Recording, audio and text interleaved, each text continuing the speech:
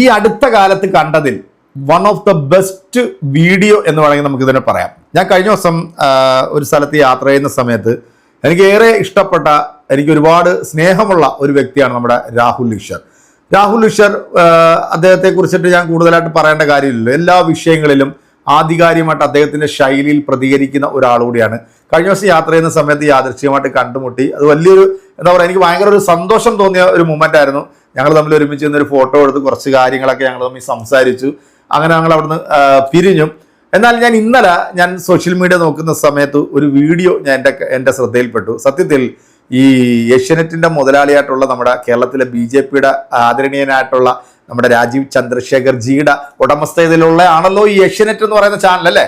അപ്പൊ ഇതേ ചാനലിനകത്ത് മുതലാളിയെ നല്ല രീതിയിൽ റോസ്റ്റ് ചെയ്ത് തേച്ചൊട്ടിക്കുന്ന ഒരു കിടിലൻ വീഡിയോ നമ്മുടെ ഉണ്ണി ബാലകൃഷ്ണനെ കുറിച്ചിട്ട് ഓർക്കുമ്പോഴല്ലോ ശരിക്കും പറഞ്ഞാൽ എഴുന്നേറ്റ് നിന്ന് അദ്ദേഹത്തിന് ഒരു സെല്യൂട്ട് കൊടുക്കണം. കാരണം നല്ല മാധ്യമ പ്രവർത്തകൻ, നട്ടലുള്ള മാധ്യമ പ്രവർത്തകൻ എന്നൊക്കെ നമുക്ക് ഉണ്ണി ബാലകൃഷ്ണനെ കുറിച്ചിട്ട് പറയാം. അദ്ദേഹം മറ്റൊരു ചാനലിനകത്ത് ജോലി ചെയ്തു. അതിൽ കൂടുതൽ ശമ്പളമൊക്കെ ഓഫർ ചെയ്തത് കൊണ്ടായിരിക്കാം അദ്ദേഹം ഈ ഏഷ്യാനെറ്റിനകത്തേക്ക് പോയത്. ഈ ഉണ്ണിയും ചാണകത്തിൽ ചവിട്ടിയോ എന്നൊക്കെ തോന്നി. പക്ഷേ ആദർശമുള്ള നട്ടലുള്ള മാധ്യമ പ്രവർത്തകൻ എന്ന് നമുക്ക് പറയാം. അദ്ദേഹത്തിന്റെ ഈ ഒരു വീഡിയോ നിങ്ങൾ മിസ് ചെയ്ത് കഴിഞ്ഞാൽ അത് വല്ലാത്തൊരു നഷ്ടമായി പോയി. ഇത് രാഹുൽ ഈശ്വർ പറയുന്നതും ഒന്ന് കേൾക്കുക.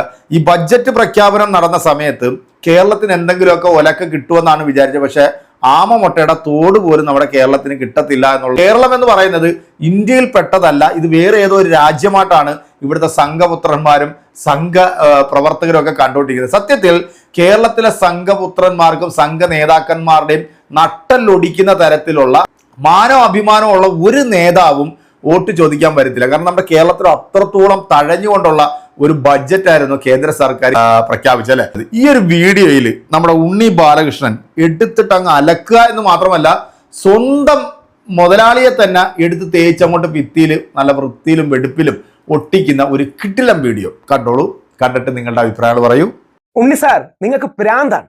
എനിക്ക് അടുത്ത കാലത്ത് കണ്ടതിൽ ഏറ്റവും രോമാഞ്ചം തോന്നിയ, കണ്ണ് നിറഞ്ഞൊരു വീഡിയോ ആണ് ഉണ്ണി സാറിൻ്റെ. സത്യം പറഞ്ഞാൽ എനിക്ക് രോമാഞ്ചം തോന്നി. സാർ, താങ്കളെ പോലൊരു വ്യക്തിയെ അറിയുന്നതിൽ എനിക്ക് അഭിമാനമാണ്. വേറൊന്നും കൊണ്ടല്ല, ഈ കെട്ട കാലത്ത്, ഈ നശിച്ച കാലത്ത്, അധികാരവർഗത്തിന് അടിമപ്പണി എടുക്കുന്ന ജേർണലിസ്റ്റുകളുള്ള കാലത്ത് താങ്കളെ പോലെ കുറച്ചു പേരുണ്ടെങ്കിൽ ഈ നാട് നന്നാവും. അത് എൻ്റെ ഉള്ളിലെ ഗാന്ധിയനും സത്യസന്ധതയും തോന്നിയത് എനിക്ക് ആവേശം കൊണ്ടും സന്തോഷം കൊണ്ടും കണ്ണ് നിറയുകയാണ്. സത്യം പറയട്ടെ, നമ്മുടെ ബഡ്ജറ്റിന് കേരളത്തിൽ ഒരു ആമമുട്ട പോലും കിട്ടിയില്ല. ഉണ്ണി സാറിന്റെ കാലിൽ തൊട്ട് തൊഴുതു കേട്ടോ, കാലിൽ തൊട്ട് തൊഴുതു. ഞാൻ അടുത്ത തവണ കാണുമ്പോൾ, താങ്കൾ കഴിഞ്ഞ തവണ വന്നപ്പോൾ എനിക്ക് ഷേക്കാനൊക്കെ തോന്നുന്നു, മലേഷ്യാന്റെ ഒരു പരിപാടി കണ്ടു. അടുത്ത തവണ വരുമ്പോൾ താങ്കളുടെ കാലിൽ തൊട്ട് തൊഴുതു. അതൊരു ഒരു ഒരു ഒരു ഇന്ത്യക്കാരനായതിന്റെ, ഒരു മലയാളി ആയതിന്റെ, ഒരു നിയമവിദ്യാർത്ഥി ആയതിന്റെ, ഒരു മാധ്യമ പ്രവർത്തകനോ മാധ്യമ വിദ്യാർത്ഥി, അദ്ദേഹത്തിന്റെ എന്താ 4-1 വർഷത്തെ പരിചയം എനിക്കില്ല. പക്ഷേ ഭയങ്കരമാണ്. കേൾക്കാമോ? പ്രേക്ഷകരെ, നടുവിന് അടികൊണ്ട അവസ്ഥയിലാണ് കേട്ടോ സംസ്ഥാനത്തെ BJP നേതൃത്വം. ഇപ്പോൾ നോക്കൂ, കഴിഞ്ഞ 2 ദിവസങ്ങളായി കേരളം ഏറ്റവും BJPയുടെ പ്രസിഡന്റ് ചാനലിൽ ഇരുന്നാണ് പറയുന്നത്. ഗൗരവത്തോടെ ചർച്ച ചെയ്തുകൊണ്ടിരിക്കുന്നത് കേന്ദ്ര ബജറ്റിൽ കേരളത്തോട് കാണിച്ചിരിക്കുന്ന അവഗണനയാണ്. ഇന്നിപ്പോൾ പാർലമെന്റിന് മുമ്പിൽ കേരളത്തിൽ നിന്നുള്ള എല്ലാ MPമാരും വലിയ പ്രതിഷേധ പ്രകടനമാണ് കാഴ്ചവെച്ചത്. എന്ന് മാത്രമല്ല, LDFും അതുപോലെ തന്നെ UDFും ഒരേ ഭാഷയിലാണ് കേന്ദ്രത്തെ വിമർശിച്ചുകൊണ്ടിരിക്കുന്നത്. ഇന്നലെ ഇപ്പോൾ മുഖ്യമന്ത്രി പിണറായി വിജയൻ പറഞ്ഞതെന്താ, അതേ വാക്കുകൾ തന്നെയാണ് പ്രതിപക്ഷ നേതാവായ VD സതീശൻ പറഞ്ഞത്. ഇന്ത്യയുടെ ഭൂപടത്തിൽ കേരളം എന്നൊരു സംസ്ഥാനമുണ്ട് എന്ന കാര്യം കേന്ദ്രത്തിലെ ധനമന്ത്രിയായിട്ടുള്ള നിർമ്മല സീതാരാമൻ വിസ്മരിച്ചു പോയിരിക്കുന്നു, മറന്നുപോയിരിക്കുന്നു എന്ന രൂക്ഷ വിമർശനമാണ് ഈ പറയുന്ന ഇടതുപക്ഷവും UDFും ഒരുപോലെ തന്നെ ഉന്നയിച്ചുകൊണ്ടിരിക്കുന്നത്. നമുക്കറിയാമല്ലോ, ഈ ബജറ്റ് എഴുതി തയ്യാറാക്കുന്നതിന് മുമ്പ് കേരളത്തിന്റെ ധനമന്ത്രിയായിട്ടുള്ള KN ബാലഗോപാൽ 29 ആവശ്യങ്ങളാണ് സംസ്ഥാനത്തിൻ്റെതായി ധനമന്ത്രാലയത്തിന് സമർപ്പിച്ചത്. അതിൽ ഒരു ആവശ്യം പോലും കേന്ദ്രം പരിഗണിച്ചിട്ടില്ല. ബജറ്റ് എന്ന് പറയുന്നത് കണക്കാണ് എങ്കിൽ കേന്ദ്രത്തിന്റെ കേരളത്തോടുള്ള പരിഗണന എന്ന് പറയുന്നത് 0% ആണ് കേട്ടോ, 0% ആണ്. അതാണ് കേന്ദ്ര ബജറ്റ് തെളിയിച്ചിരിക്കുന്നത്. രാജീവ് ചന്ദ്രശേഖർ ഇതൊക്കെ കാണുമ്പോൾ എങ്ങനെ സഹിക്കും എന്നുള്ള, പുള്ളിക്ക് ഒന്നും ചെയ്യാൻ പറ്റൂല. നിർമ്മല സീതാരാമൻ ഒന്നും കൊടുത്തില്ല, BJPക്കാർക്കൊന്നും ഒന്നും ചെയ്യാൻ പറ്റൂല. പക്ഷേ അത് കവറപ്പ് ചെയ്യാതെ പച്ചയ്ക്ക് പറയുന്നതിൽ പ്രേക്ഷകർക്ക് ഓർമ്മയുണ്ടാകുമല്ലോ, കഴിഞ്ഞ ഏതാനും നാളുകൾക്ക് മുമ്പ് കേരളത്തിലെ BJPക്കുള്ളിൽ ഒരു വലിയ തർക്കം ഉണ്ടാവുകയുണ്ടായി. ആരൊക്കെ തമ്മിലായിരുന്നു ആ തർക്കം എന്ന് പറയുന്നത്? തർക്കം ലോക്സഭാ MP ആയിട്ടുള്ള സുരേഷ് ഗോപിയും അതുപോലെ തന്നെ BJPയുടെ സംസ്ഥാന അധ്യക്ഷനായിട്ടുള്ള രാജീവ് ചന്ദ്രശേഖറും തമ്മിലായിരുന്നു. എന്തായിരുന്നു തർക്കത്തിന്റെ കാരണം എന്ന് പറയുന്നത്? സംസ്ഥാനത്ത് എയിംസ് വന്നാൽ ഏത് ജില്ലയിൽ അത് സ്ഥാപിക്കണം എന്നത് സംബന്ധിച്ചായിരുന്നു ഇരുവരും തമ്മിൽ തർക്കം നടന്നത്. സുരേഷ് ഗോപി പറഞ്ഞു ആലപ്പുഴ ജില്ലയിൽ എയിംസ് സ്ഥാപിക്കണമെന്ന്. അക്ഷരാർത്ഥത്തിൽ തൃശ്ശൂരുകാർ ഞെട്ടിപ്പോയി. കാരണം അവരുടെ ലോക്സഭാ MP ആണ് പറയുന്നത് മറ്റൊരു ജില്ലയിൽ എയിംസ് സ്ഥാപിക്കണമെന്ന്. ഒറ്റ പരിഗണനയെ സുരേഷ് ഗോപിക്ക് ഉണ്ടായിരുന്നുള്ളൂ, തന്റെ ജന്മദേശമാണ് ആലപ്പുഴ, അതുകൊണ്ട് അവിടെ വേണം എന്നാണ് സുരേഷ് ഗോപി പറഞ്ഞത്. എന്നാൽ എന്തായിരുന്നു രാജീവ് ചന്ദ്രശേഖരന്റെ നിലപാട്? അത് തിരുവനന്തപുരത്ത് സ്ഥാപിക്കണമെന്നാണ്. എന്തായിരുന്നു കാരണം? തിരുവനന്തപുരത്തെ നിയമമണ്ഡലത്തിലാണ് രാജീവ് ചന്ദ്രശേഖർ മത്സരിക്കാൻ പോകുന്നത്. അടുത്ത നിയമസഭാ തെരഞ്ഞെടുപ്പിലേക്ക് സ്വയം സ്ഥാനാർത്ഥിയായി അദ്ദേഹം പ്രഖ്യാപിച്ചു കഴിഞ്ഞിരിക്കുകയാണ്. നിശ്ചയമായും നിയമത്താണ്.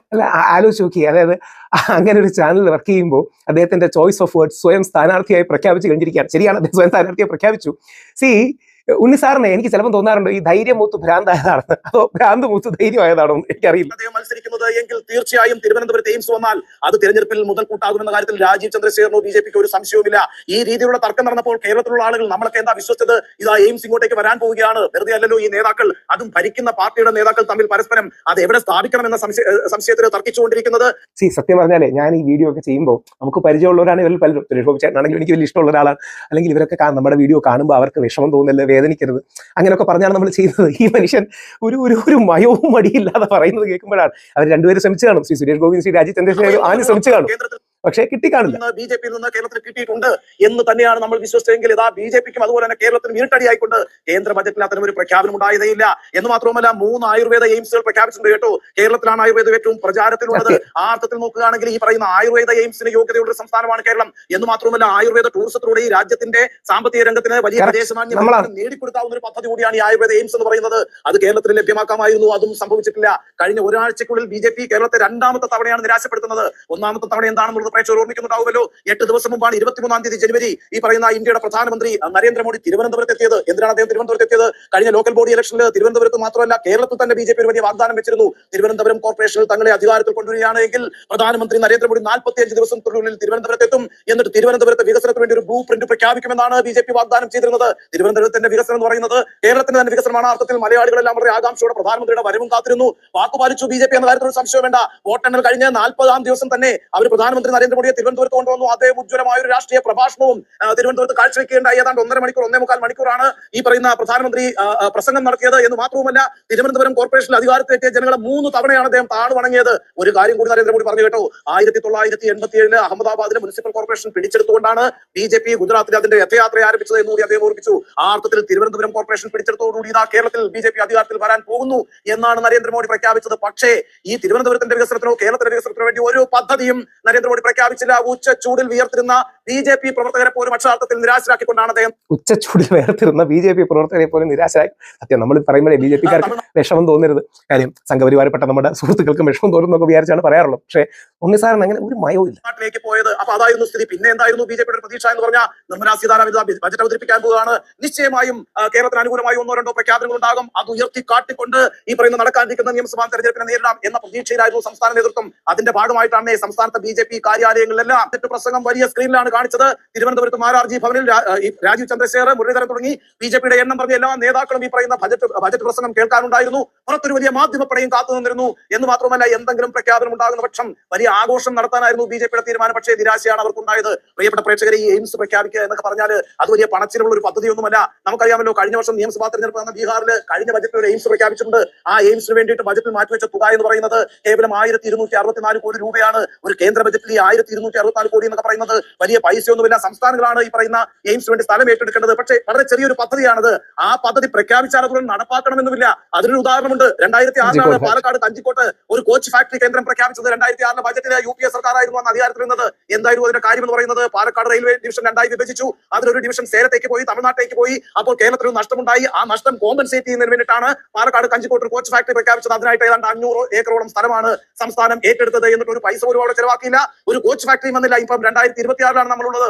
20 വർഷം കഴിഞ്ഞിട്ട് നമ്മുടെ മുന്നാഗോപി തമ്പുരാനോട് എയിംസിനെ കുറിച്ച് ചോദിച്ചാൽ പൊന്നോ എന്നെ അത് ഓർമ്മിപ്പിക്കല്ലേ എന്നാണ് പറയുന്നത്. സത്യത്തിൽ ഈ ഒരു വീഡിയോ കണ്ടിട്ടുള്ള എൻ്റെ പ്രിയപ്പെട്ട പ്രേക്ഷകരെ, സ്വന്തം ചാനലിൽ ശമ്പളം കൊടുക്കുന്ന ആ മുതലാളിയെ എടുത്ത് തേച്ച് ഭിത്തിയിൽ നല്ല വൃത്തിയിലും വെടുപ്പിലും ഒട്ടിക്കുന്ന ഒരു സുന്ദരമായിട്ടുള്ള കാഴ്ചയല്ലേ നിങ്ങൾ കണ്ടത്. എന്താണെങ്കിലും സ്വയം സ്ഥാനാർത്ഥിത്വമൊക്കെ പ്രഖ്യാപിച്ച് എയിംസ് വരും, മറ്റേത് വരും, മറിച്ചത് വരും, കേരളത്തിന് വാരിക്കൂരി എന്തൊക്കെയോ കൊടുക്കുമെന്നൊക്കെ പറഞ്ഞുകൊണ്ട് ഇവന്മാരെല്ലാം കൂടെ നേരം വെളുത്തപ്പോഴത്തേക്ക് കയറി ചാനലിന്റെ മുമ്പിലിരുന്ന് അവസാനം തേഞ്ഞൊട്ടി പോകുന്ന കാഴ്ചയാണ് കണ്ടത്. കേരളത്തിലെ പുച്ഛിച്ച് തള്ളിയിരിക്കുകയാണ്. ഈ വരാൻ പോകുന്ന തെരഞ്ഞെടുപ്പിൽ ഈ കേരളത്തിലെ ജനങ്ങൾ ഇത് നിങ്ങൾ മുന്നിൽ കണ്ടുകൊണ്ട് വേണം നിങ്ങൾ ഓരോരുത്തരും ഇവിടെ വോട്ട് ചെയ്യാനായിട്ട്. ഇത് ഞാൻ ഇന്നാൾക്ക് വോട്ട് ചെയ്യണം എന്നൊന്നും നമ്മൾ പറയില്ല. കാരണം നിങ്ങളുടെ യുക്തിക്കും നിങ്ങളുടെ വിവേകത്തിനും അനുസരിച്ചിട്ട് വേണം നിങ്ങൾ വോട്ട് ചെയ്യാൻ. ഇപ്പൊ കോൺഗ്രസോ കമ്മ്യൂണിസ്റ്റോ അധികാരത്തിൽ വന്നതുകൊണ്ട് പ്രത്യേകിച്ച് വലിയ ഗുണമൊന്നും ഉണ്ടാകാൻ പോകുന്നത്. കാരണം കേന്ദ്രത്തിൽ അധികാരം മാറാത്തിടത്തോളം കാലം ഇവിടെ പ്രത്യേകിച്ച് ഗുണമുണ്ടല്ലോ. ഇനി ഏതെങ്കിലും BJP വന്നു എന്ന് വിചാരിക്കട്ടെ, കേരളം ഭരിക്കുന്ന BJP ആണെന്ന് വിചാരിച്ചോട്ടെ, എങ്കിൽ എന്തെങ്കിലും നേട്ടം ഉണ്ടാകുമെന്ന് തോന്നുന്നുണ്ടോ? ഒരു നേട്ടവും ഉണ്ടാകാൻ പോകുന്നില്ല. കാരണം ഇതൊരു ടെസ്റ്റ് ഡോസാണ്. കേരളത്തെ അവഗണിക്കുന്നു. കാരണം കോൺഗ്രസും കമ്മ്യൂണിസ്റ്റും ഭരിക്കുന്നതുകൊണ്ട് കേരളത്തെ അവഗണിക്കുന്നു. ഇനി നമ്മളെല്ലാവരും BJPക്ക് വോട്ട് ചെയ്താൽ കേരളത്തിന് വലിയ രീതിയിലുള്ള പദ്ധതികളൊക്കെ കേന്ദ്ര സർക്കാർ തരും എന്ന് വരുത്താൻ വേണ്ടി കാണിക്കുന്ന ഒരു പൊടിക്രിയയാണിത്. പക്ഷെ ഇത് നമ്മൾ കേരളത്തിലെ ജനങ്ങളെ മണ്ടന്മാരാക്കാനും വിഡ്ഢികളാക്കാനും ശ്രമിക്കേണ്ട. ഇവന്റെ നീ ഉമ്മാക്കി കണ്ട് പേടിക്കേണ്ട ഒരു കാര്യമില്ല. പ്രിയപ്പെട്ട പ്രേക്ഷകരെ, ഇതിനൊക്കെ കൃത്യമായി കേരളത്തിലെ ജനങ്ങൾ വിധി എഴുതേണ്ട ഒരു തെരഞ്ഞെടുപ്പാണ് ഇനി വരാൻ പോകുന്നത് എന്ന് മാത്രം നിങ്ങൾ ഓർമ്മപ്പെടുത്തുന്നു. സ്വന്തം ചാനലിൽ മുതലാളിയെ തേച്ചൊട്ടിച്ച ആ തൊഴിലാളിക്ക് നിങ്ങളൊരു ലൈക്ക് കൊടുക്കത്തില്ലേ? നിങ്ങൾ അടുത്തൊരു വീഡിയോ കാണാം. ബൈ.